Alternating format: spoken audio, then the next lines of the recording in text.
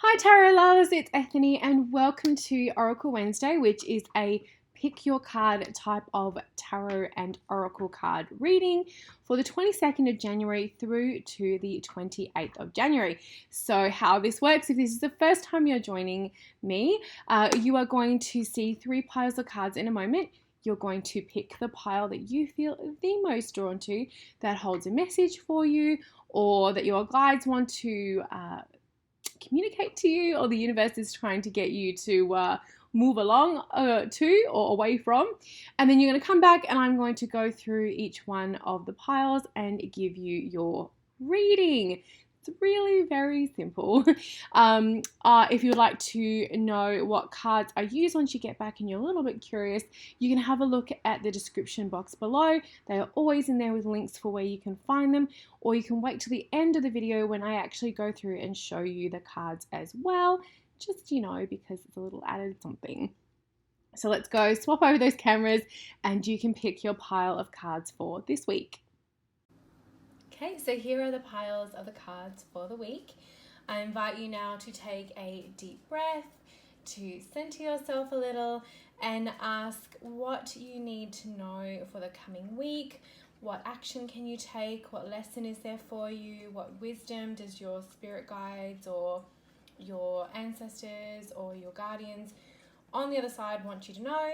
And select the pile of cards that you feel the most drawn to.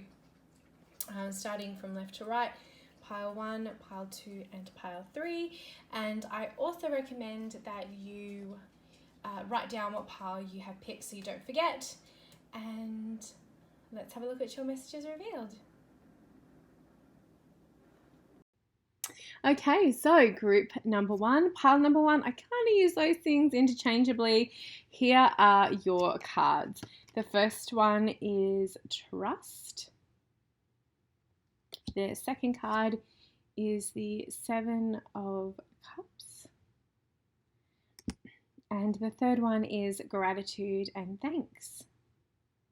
So your message this week is that you may feel as though there are not too many open doors in front of you. There are not a lot of options that you have in front of you, and all the work and all the energy and all the time that you've been putting into everything feels as though it is a little bit wasted. You're not seeing any results and you're not quite sure what to do next because you've hit the proverbial brick wall.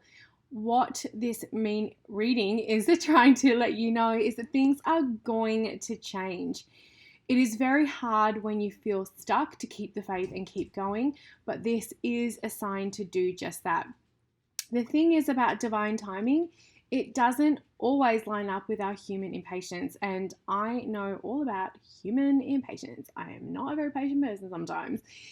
By remaining grateful for what you have and giving thanks to every little time you make progress, you move forward, something clicks into space, clicks into place, you feel as though things are opening up a little bit more, you feel a little less stressed, or something comes to the forefront to make sure you can actually see those cards, you are going to feel better and actually see that more and more options are going to come for you. Every opportunity that comes your way is a time and a space and an option for you to actually get out of, I guess, a little bit of the rut that you are in. This may come across as something of feeling a little stuck in your relationship.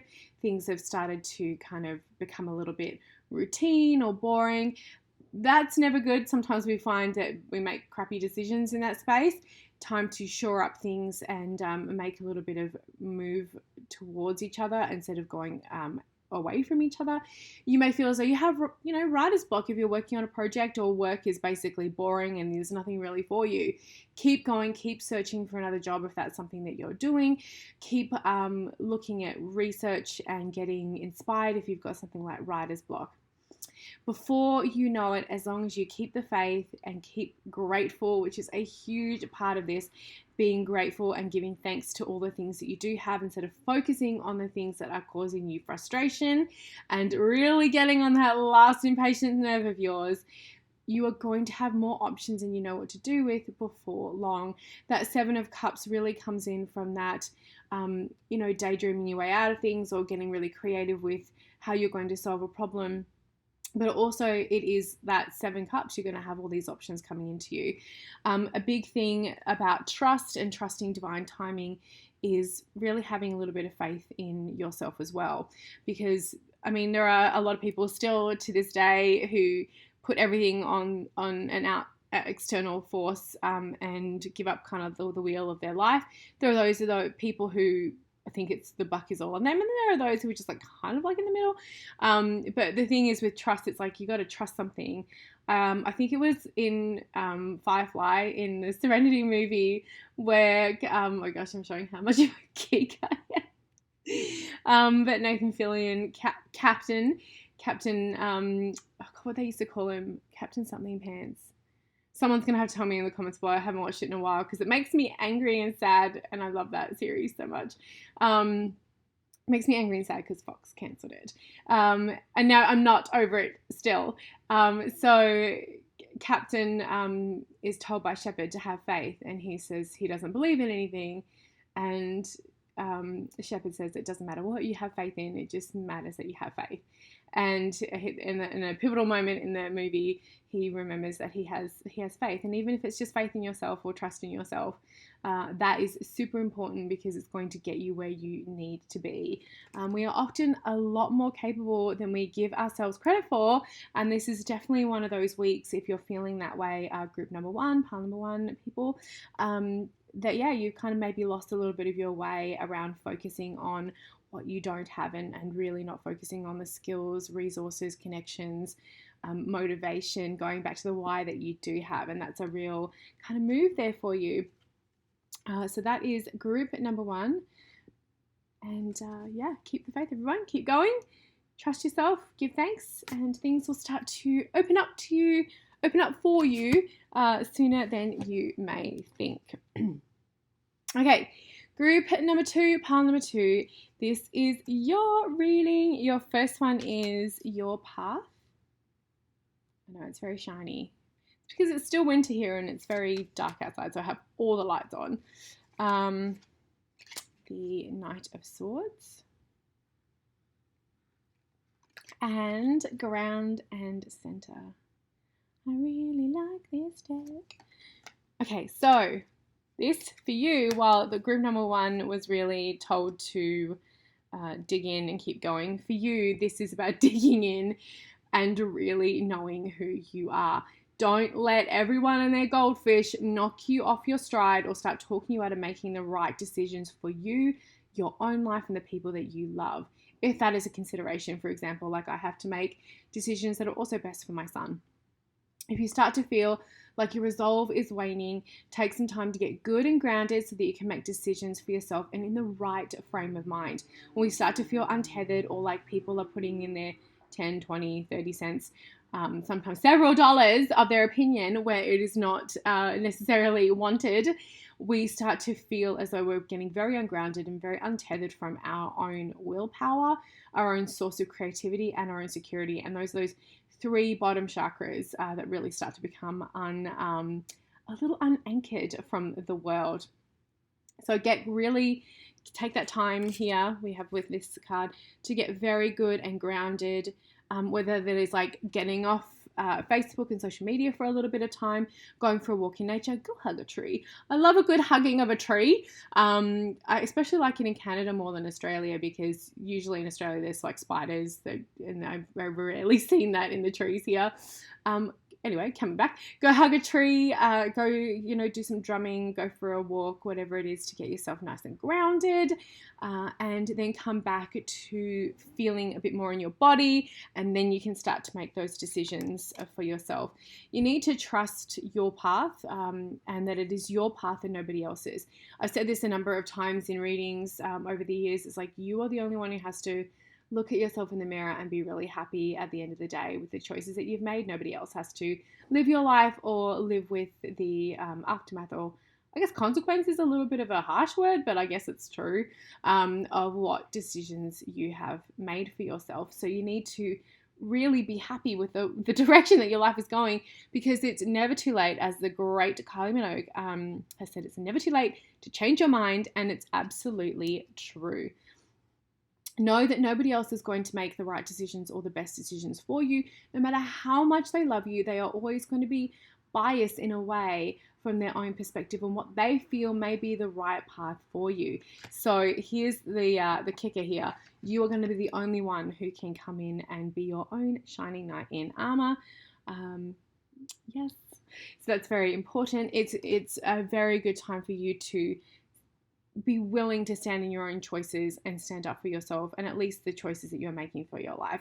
I know many of us have been in a situation where we've done something like we've exited a relationship and people had no idea why, like it didn't seem like it was a good idea, or we've like changed jobs, or we want to go do something completely different from the norm, and we've kind of left people kind of going, what the heck happened there? But you know deep in yourself what is right for you. So your challenge this week is to make even just small steps in front. You don't need to go and like take a blowtorch to your entire life and try and get everything changed at once, but just making those small decisions to reiterate what is best for you. It's all boundary work as well. And then you're going to get there. Okay, pile number 3, group number 3. Here are your cards for the week. Courage is your first card. The second card for you is the 3 of Pentacles. And then finally, make a move. Okay, so this pile, this group, you're kind of being a little bit called out about maybe hiding from some conflict. So if you have found that things have become a little uncomfortable, or that you're just letting a bunch of stuff slip because you don't want to upset the apple cart, maybe you've been compromising way more than you want to or feel as though you should. Should is such a tricky word, but that's for a conversation for another time. Maybe you've been walking on eggshells because you don't want to seemingly upset other people. There is a ton of things that we can do, small micro changes and choices that we make. Maybe the way in which we use our language, or we don't say anything instead of saying no. We just allow things to keep going because we don't want things to be kind of uncomfortable. The thing is though, is when we do that, we make it very uncomfortable for ourselves. And usually most people aren't very malicious in their way. Sometimes they are, but most people are not totally, aren't malicious. They just don't realize that you are unokay with things. But here is the thing. You need to be willing to kind of upset things a little bit. You need to be willing to have a little bit of those conversations that need to happen. So courage here. Courage in the face of conflict was the jump point for this reading. And it's being okay with having maybe not the most comfortable conversations. Obviously, you need to be in a safe place to do so. You don't want to put yourself in a situation where you are actually worried for your safety. And you also want to probably be in a pretty good mindset as well, and bring yourself to a space where you're feeling confident enough to have it. Go get yourself some help if you need to, like call in your guides, get your BFF, bring someone in if you need a little bit of support. I know I have done that in the past. I've had to have very difficult conversations. I have even called in my dad, and I'm not even joking. That is a very long conversation, but I was worried for my safety. I had a very uncomfortable conversation with someone who could very, very well physically overpower me. And I called in my dad. I was like, fuck that. I'm calling my dad and he is coming with me, and he did, because I'm not stupid. And well, I guess sometimes I make stupid decisions. I'm not calling anyone dumb, but like I was like, I know how this could go. I'm not going to put myself in that situation. And he was kind of like my bunny shield in that. He was there to make sure that I was okay. The 3 of Pentacles is really the 3s in tarot. When you have 2 as an equilibrium, and then the third thing comes in and it starts to shift and move things. The 3 of Pentacles can be seen about getting other people to come in and have a look at a situation. That's another really good option for you. If you feel as though maybe you're blowing things out of proportion, you're kind of taking things way out of context, maybe go and talk to someone who's not completely close to it. Especially don't go talk to your friend who thinks that your significant other is a jerk, or that is, maybe a little biased. But find someone that you can maybe have a bit of a chat to. Go consult your cards as well, if that's something that you do, to just see if you're kind of maybe being a little bit, unreasonable, because we can all be a little unreasonable.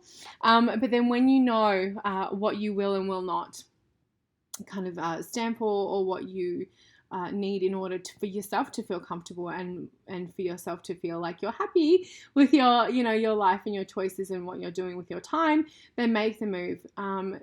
Do the thing, have the hard conversation, say what you've been needing to say and however you need to say it, hopefully in a kind and compassionate way, and get the ball rolling. So that is your group number 3. Time to put on my favorite saying ever, your Wonder Woman underoos, and do what needs to be doing. And yes, everyone can wear Wonder Woman underoos. She is fabulous. So are you. So that is your group number 3. So that's it. That's your messages for this week. Now, what decks did I use? A couple of them have just been unboxed on my channel, so it's probably not all that surprising, I guess, that I'm using them. The first one is the Everyday Witch Oracle. I've just unboxed this on my channel, so I'm not going to spend too much time kind of going over it. It is a companion to the Everyday Witch Tarot, which I also have. I thought about using it in this reading, but I was like, nah, I'm going to change it up a little bit. So we have that beautiful deck that I have been working with since I unboxed it last week. Then the next one is also also just got unboxed on my channel. It is the Goddess Dream Oracle by Rockpool Publishing and Wendy Andrews. It's really pretty. I really enjoyed working with this deck, and what I love about, again, I've said this a number of times, with Oracle Wednesday now, using more than one deck of cards, I get to really see how things work with each other and how they read. And the goddess images on this are so beautiful. Even if I wasn't going to use it for readings, I would definitely just have it for goddess work, journey work, altar work, all that kind of stuff. And then finally, the final deck we have is the Witch's Tarot. I think this is one of Barbara Moore's guidebooks. I can't remember. It's from Llewellyn. It is a photo. I don't think I ever unboxed this because I purchased this a long while ago when it first came out. I really like it. Not all photo kind of photo art, I guess, is what you'd call it. Oh my gosh. See, the coffee has not kicked in this morning. Is my kind of favorite thing, but I really, really like this one. Some of it is very, you even saw that wizard and the 7 of cups there, looking very, very wizardy. I'm playing Trine at the moment. If anyone's ever played those games, they're so good. I'm kind of going backwards. I finished Trine 4. I just finished Trine 1, and now I'm in Trine 2, and he kind of reminds me of Amadeus from that. Look at him. He so reminds me of Amadeus in those games. Anyone plays those games, let me know. They're so good. They're so beautifully friggin' done too. They're just so pretty. It's like playing a game that's a beautiful storybook. Zoya is obviously my favorite. She's an archer, rogue, thief. The backs are really pretty. It is a standard Llewellyn deck. I've said this a million times and I'll keep saying it. I don't hate their cardstock. I don't think it's that bad. I've worked with a number of Llewellyn decks over the years, and they have all stood up to my brutal shuffling. Those are the decks that I have used for this week. I hope that the messages are something that you can work with. Thank you so much for watching, and I'll see you all next time.